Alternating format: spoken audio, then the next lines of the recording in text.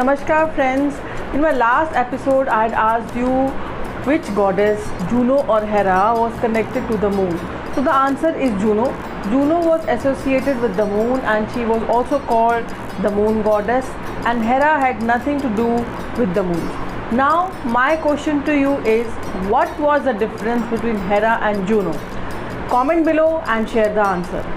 And a tip on which crystal to be used if you are feeling down or depressed or anxious at the end of the episode. So come join me as I take you on a journey of your planets and tarot cards, and let us see what they have in store for you. So the first week I have for you is a 9 of Wands card. So I can sense a lot of energy here.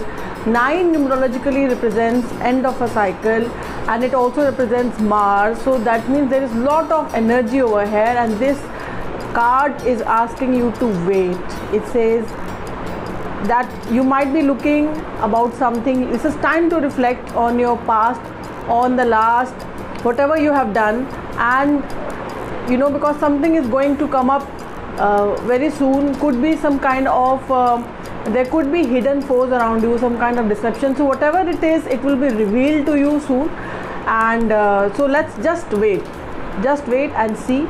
And it could be that if you are struggling, this could be a temporary rest in that struggle. That could be a temporary rest. So in this week we have for you a lunar eclipse on 4th and 5th of July, depending upon which area of the world you are in, and this is also happening on a full moon, and this is happening in the sign of Sagittarius, and it is in your 6th sign, Cancerian. So your sign is connected with the moon as it is, and moon is connected to our emotions, and you might experience a variety of emotions or a high amount of anxiety, stress.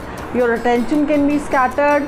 However, note that these eclipses which happen in our life are like new opportunities coming our way and the old going out. So whatever is not required in your life, the universe is like pressing a reset button with these eclipses, and they go away and new energy comes in. So this energy or the eclipse will also bring your focus to the age-old tussle between home and professional area. You might also feel like changing your priorities. So please do not get stressed out. People born on 2, 20, 11, 29, 22 are going to be highly impacted by this eclipse. Remember to drink water from a silver glass, and remember to wear a moonstone. The second week we have for you High Priestess. So if you are a woman, this is the High Priestess card. If you are a woman, this card represents you. If you are a man, then this card represents a woman around you who you could be interested in her, or she is she is a person around you who can help you out with the current situation. And as you can see, there is a moon in the background, and this represents that you are connected to the moon at this point of time. Especially if you are 2, 29, 10, 11, 22 born. Also your sense of intuitiveness is going to be heightened, and you might face a lot of mood swings. I already shared with you, but your intuition is going to be bang on. It is going to be spot on. Take advice from this woman and see, because she can delve into the psychic matters and help you see beyond what is actually being shown to you. So the third week we have Mercury going direct on 12th of July, ending a long period of miscommunication, misunderstanding, delays, technological issues. And then on 14th of July, my dear Cancerians, Sun is going to enter Cancer, your sign, and it is going to be a good time for you. Rise and shine, my dears.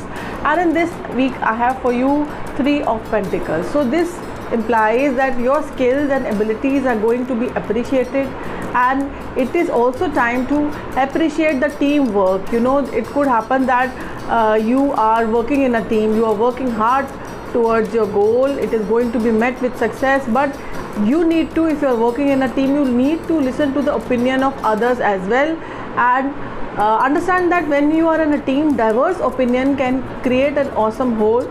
Also in this case, in some of you, if someone around you is pregnant, then this card is signifying that that woman or that lady is going to be blessed with a male child.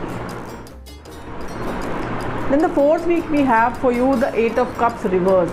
So cups represent water or emotions. 8 represents Saturn or earth element. So this card shows that you are not connected with the reality. You need to connect with the reality. And also this card shows that you are actually, you do not want to take the responsibilities of life. You are abandoning your responsibilities of life, which you should be taking care of. And in the last week of July, we have for you Ace of Wands. Wow, what energy it has. This card symbolizes new beginnings.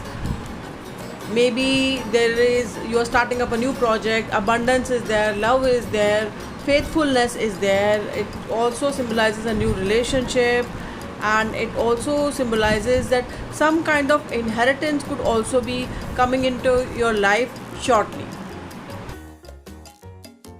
So now let's talk about the tip about I mentioned in the beginning of the episode that I will be sharing with you a crystal. So this is amethyst, and this is a beautiful lovely stone which removes anxiety, depression, insomnia, and it also helps in de-addiction.